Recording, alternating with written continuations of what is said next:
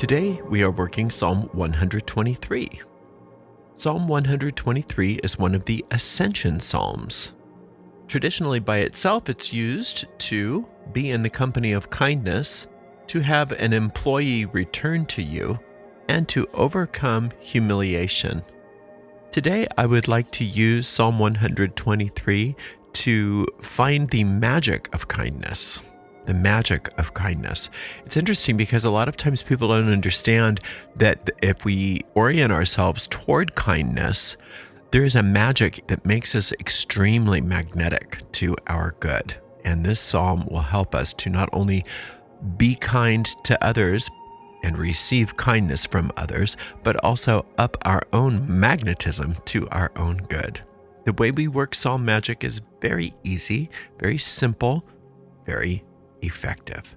We take the psalm in question and we recite it out loud once all the way through. This is commonly known as an incantation. After we've finished the incantation, we go back through that psalm and we consider each verse in turn. We dig for hidden or occult meanings that lie beneath the surface of the psalm. And by doing this work, digging and searching, and also trying to apply the meanings that we find to whatever the situation we've brought to the psalm, we are in effect taking those magic seeds of wisdom and planting them into the depths of our minds, where they take root, they grow, they blossom forth, and they bear fruit after their kind. And that is exactly what we are going to do together right now, you and I, with Psalm 123. Unto thee lift I up mine eyes, O thou that dwellest in the heavens. Behold, as the eyes of servants look unto the hand of their masters, and as the eyes of a maiden unto the hand of her mistress, so our eyes wait upon the Lord our God, until he have mercy upon us. Have mercy upon us, O Lord, have mercy upon us, for we are exceedingly filled with contempt. Our soul is exceedingly filled with the scorning of those that are at ease, and with the contempt of the proud. It's a very brief psalm. It's one of the shorter psalms in the book, but boy, does it have a lot going on there. It starts out with, Unto thee lift I up mine eyes. Now, when you lift up your eyes, you are taking your focus off of appearances and you lift up to the realm of cause. We are instructing ourselves to take ourselves out of focusing on what appears to be reality and turn instead to the realm of cause, where the changing of reality can occur. O thou that dwellest in the heavens. The heavens is the realm of cause. It's the invisible world, the realm of cause. When we are clear with ourselves that we no longer want to be fooled by appearances, to change our orientation, change our focus from the realm of effect to the realm of cause, that puts us into a place of power. And a lot of times people don't understand how mired in the illusion they get, because they are trying to change things within the realm of effect. And the realm of effect doesn't do change. The best you can come up with is rearranging things. And we sometimes say it's like rearranging the deck chairs on the Titanic. Instead of trying to change our lives around, we are understanding the wisdom of taking our focus off of the effects of our lives and putting them onto the realm of cause.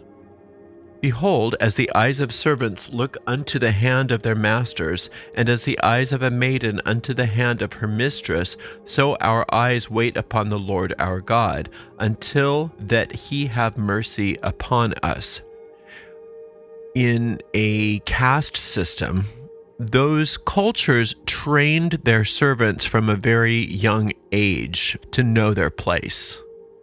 And so servants were very content with looking at their master or their mistress as a type of God, and were trained to be content with that and not to question that and not to get out of their place. So they're using that as an image that since these servants so naturally look up to their masters, so do we look up to the infinite. Instead of looking to others in the world as your master, or as being smarter than you or better than you, or that your good can come from any person that seems to have more than you do, we are now instead bypassing all of that illusion and looking to the source directly. And it says, our eyes wait upon the Lord until that he have mercy upon us.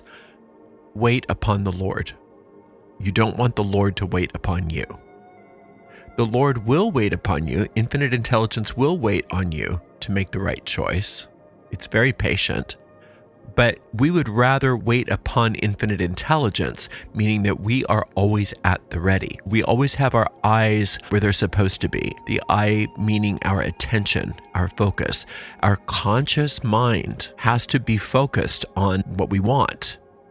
And what happens normally to most people is they have zero discipline of their conscious mind, and therefore their eye flits from one thing to the next, to the next, to the next, and then they wonder why they can't get it together. And here we're saying, no, we're going to put our focus, our conscious attention on the realm of cause and wait for things to work out. Whatever the issue is, whatever it is that we've brought to the psalm, our only idea here, our only responsibility here is to keep our attention focused on the realm of cause and wait for things to work out. Have mercy upon us, O Lord, have mercy upon us, for we are exceedingly filled with contempt. Whatever we've come to the psalm for that we need help with, that's what mercy means. And when we say we are exceedingly filled with contempt, one of the issues in the psalm is having contempt for those who mistreat the servant class, contempt for those who mistreat those who have less, contempt for people that are wealthy and don't share their wealth, that don't help other people, that don't help the needy and the poor and the hungry. So that's the kind of gist of the psalm. But when we take that into a magical perspective and we say we are exceedingly filled with contempt, we're talking about the fact that we haven't been able to make things work out for ourselves. We haven't been able to fix it. We couldn't fix the problem. We couldn't get the money. We couldn't heal the disease. We couldn't find the right mate. Whatever it is that you need help with, your contempt over the fact that you've tried everything in the world, all the worldly things, and you haven't been able to figure it out yet. You're just being honest with yourself and with the infinite. I'm not doing that anymore. I don't want the contempt. I don't want to be filled with contempt anymore. I want you to do it because I know that you know what to do. And I'm pretty clear that I don't know what to do because all I get out of my efforts in this is contempt. And that's not good enough. I want satisfaction, or in the psalm, what it calls mercy. Our soul is exceedingly filled with the scorning of those that are at ease and with the contempt of the proud. In the psalm, those are the people that don't need to do anything, don't need to work. They are the upper class, and they don't seem to be treating the servant class very well. And so there is this sense of being an oppressed people. So here we are coming up against the contempt that is in the world and wondering why we can't get our needs met.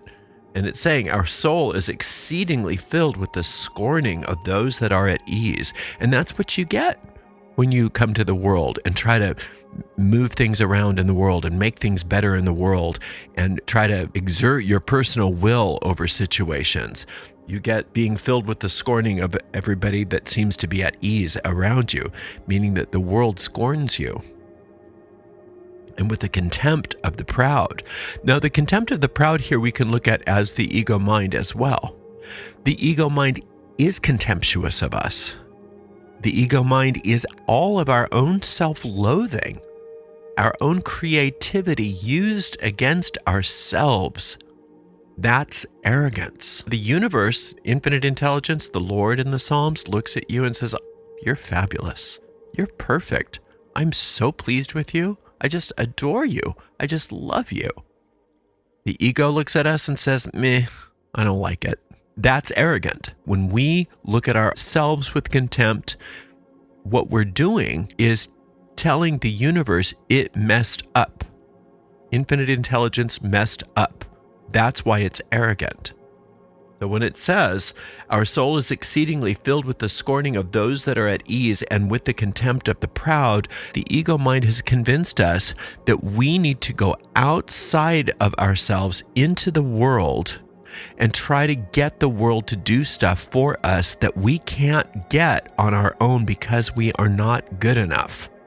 This is an Ascension Psalm. By going through this, we are not only getting the need met that we brought to the Psalm, but we are lifting ourselves up onto a higher level, and we can choose to live in that higher level of vibration day to day from this day forward, if we decide to.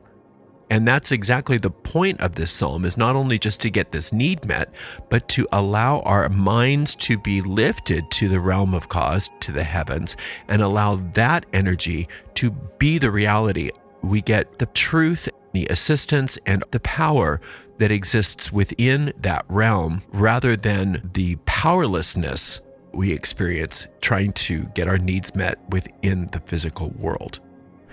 Trying to get our needs met in the physical world without going to the realm of cause is like trying to push a boulder uphill. You don't get very far, but you get very tired, very tired. So it's saying no need for all of that anymore. Instead, we're going to take our focus off of this world and take all of that contempt that we've been experiencing both toward the world and from the world, and change our focus to the infinite, where all, quote, mercy exists. Mercy meaning the solving of any and every problem, whatever it is. Not only solving that problem, but choosing to live within that higher vibration going forward as the new normal. Just keep coming back to the same psalm every day until you get a sense of peace and certainty that whatever you brought to the psalm has been accomplished. That's a clear message from your deep mind that this spell has been cast, and put it out of your mind completely and work on something else. Thank you very much. Until next time, blessed be.